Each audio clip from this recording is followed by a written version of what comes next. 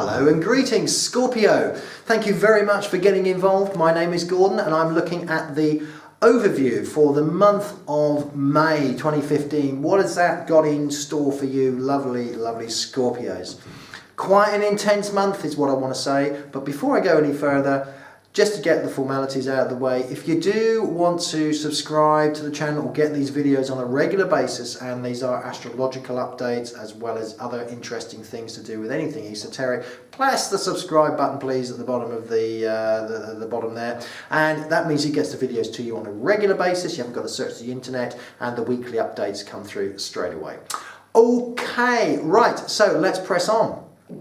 Scorpio, what a month we have coming up into May. The first thing, of course, we need to look at is where the main movers and the shakers are. And in your case, this is to do with quite intense power.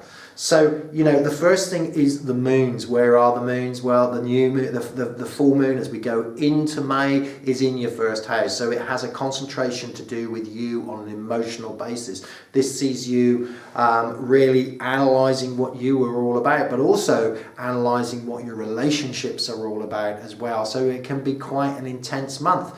I feel with many of you Scorpios, you would have taken on something that is particularly fresh. This could be work, this could be a relationship. And, you know, this concentration is going to be around emotions, which you Scorpios are so good at. Intensity and getting to the bottom of things. Now, you know, your ruler, which is Mars, or your past ruler is Mars. We now call it a ruler of Pluto, but trained to be a traditional astrologer, I still think of Mars as being your ruler.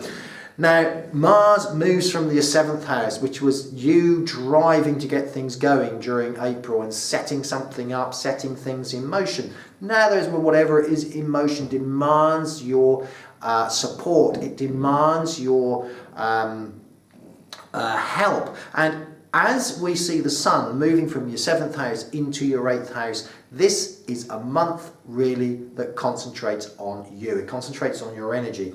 Now, the 8th house is ruled by Scorpio in traditions. And, you know, so Mars, as it moves in there, is feeling quite at home. This is the house of intensity. This is the house that controls emotions and controls the drive, the real inner drive. And when we see 3 planets go in there, we see the sun go in there. So this creates a month of a month of looking really inwards and giving you the inner power that you Scorpios are so good at. It also gives it puts Mercury in the 8th house, and Mercury in this 8th house also goes retrograde under Gemini. And so it's going to be pretty much a wow Scorpio month. Whatever you turn your hand to this month, Scorpio, you are going to be looking at it in depth, but not only looking at it in depth, you're going to be going at it in depth. So the one thing I would say on this one is that, you know, Saturn could be quite welcomed coming in here and getting the opposition, which happens later in the month. And Saturn is in your 2nd house, and this is to do with finances.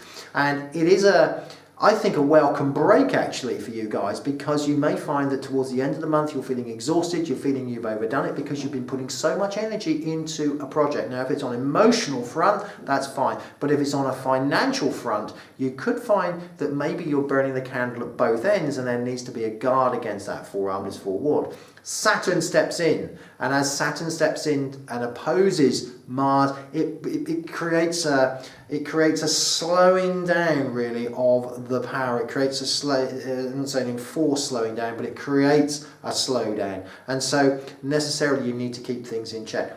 Powerful month for you guys, Scorpio. You can more or less achieve whatever you want to achieve. It's just keeping the energy up. Thank you very much, Scorpio, for getting involved, and a lot of love and light to you, and I look forward to speaking to you again later in the week.